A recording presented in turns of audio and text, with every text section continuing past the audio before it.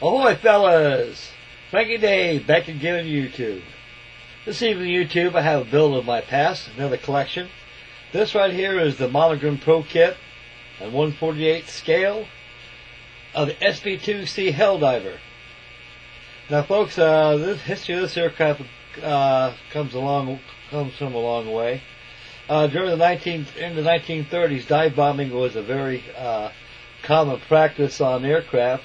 Especially the Navy was very highly interested in dive bombing because the effects of the dive bombing itself could deliver the bomb with pinpoint accuracy.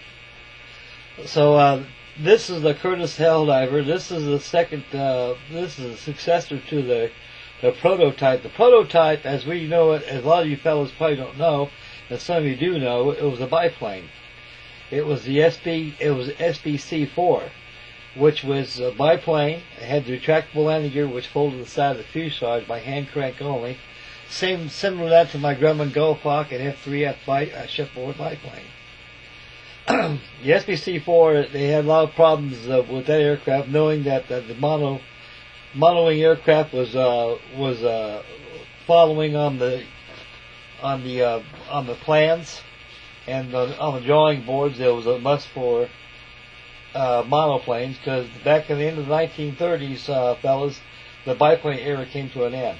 They were too slow, too ancient, too obsolete for their time, so much better aircraft was needed. During the Second World War was declared in 1941.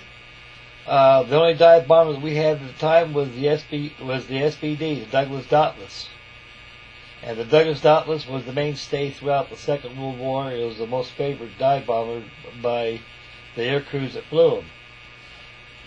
In as late as 1942, around December or November of 1942, the SB-2C Helldiver was introduced to the United States Navy.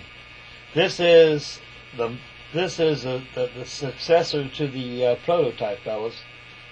Instead of having the landing gear that retracted inside of the fuselage, the landing gear retracted inside the wings by electrical hydraulic system. This airplane was named two different names. It was dubbed the Big Tail Beast, and it was dubbed the Son of a Bitch Second Class.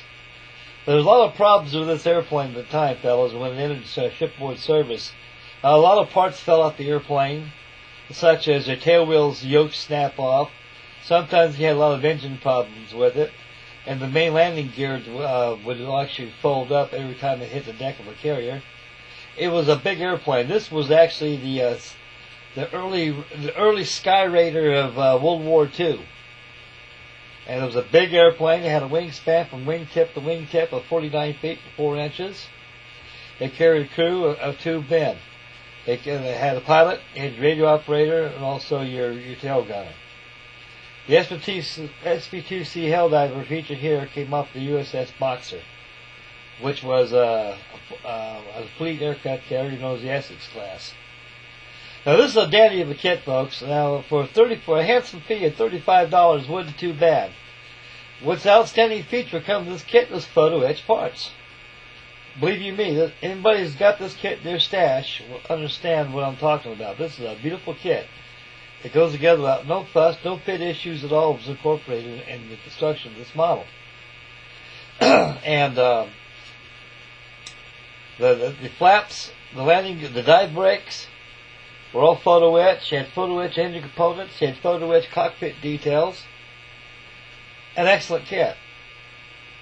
And the Helldiver was one hell of an airplane. It can carry one hell of a bomb load. And as I'll attempt to pick it up by the wingtip, I'll mention a few details on this airplane here. The Helldiver had an internal bomb load. The payload was internally inside the fuselage with the bomb bay doors, as you can see. Now, another unique feature that the Helldiver can carry. A Helldiver can carry 4 500-pound SP blockbuster bombs. As lifted by the tail and turned up on the underside right there in the bomb bay, you'll try and see the devil trapeze yokes that was employed inside the bomb bay of the Helldiver. Come on, Frank, get that camera up. That's a good dingo. Now you're talking, buddy. I didn't install the bombs. You can see them, folks, side by side, port and starboard. There's 2 trapeze mechanisms, same thing as a dotless. There you go. See it right there? That houses the 2 500-pound SPP blockbuster bombs that they used. And they carried the other 2 externally underneath the wing racks. And also carried rockets, too. So anyway, then when this airplane went to dive bombing mode, it lowered its dive brakes, went down, opened up the bomb bay door, and the pilot would release the toggle, and both bombs simultaneously would drop. That's one hell of a payload that the Helldiver carried. The SB-2C Helldiver entered service as late as 1942 and was used throughout the war. Although it incorporated a lot of problems. There you go. We'll see you, St. Nick. That guy, I tell you. Anyway, folks, this is a very... when all the problems were corrected on the 7-bit second class, it came out a pretty good airplane. Then dubbed the name the Big Tail Beast. Reason being because it had a large tail. That's the only outstanding feature that the Helldiver employed and still kept was a tail. The SB-C4 Helldiver, the biplane predecessor to this model here, had the same tail and the same tail feathers. Everything else was changed. And the airplane was painted in 3-tone, intermediate blue, non-specular sea blue on top, and white undersides. Using a little white and a little bit of gray, I feathered in the blues and toned them down a little bit to give it the immersion of salt air and also salt water. The Helldiver was a big plane. It had a wing fold on this aircraft too, but the wing fold as a kit itself wasn't in this kit. You got to go to resin to do that. And from what Freddie said on his build, it was awful heavy, so choice is yours. Anyway, fellas, getting off here. It's time for me to sign off. And thank you very much, fellas, for your wonderful comments. And thank you for tuning in.